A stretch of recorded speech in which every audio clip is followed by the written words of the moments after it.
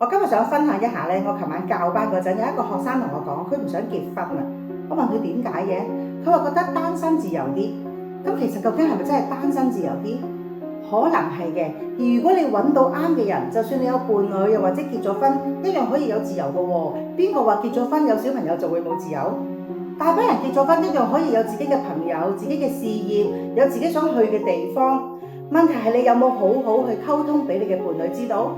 如果你發現你嘅伴侶係會控制你嘅，唔俾你做呢樣，唔俾你做嗰樣，又唔俾你去第二度嘅，我唔敢話佢適唔適合你，但係又會唔會可能係你容許咗呢個事情嘅發生？如果你真係一個好想要自由嘅人，你可以一開始嘅時候就俾對方知道，同佢講出自己嘅需要同埋界線，咁樣喺埋一齊之後，大家會唔會感覺舒服好多？今日嘅分享係咁多先，邀請大家記得訂閱我嘅頻道同埋 like 我嘅片啊！大家有啲乜嘢睇法可以留言俾我，下一集見。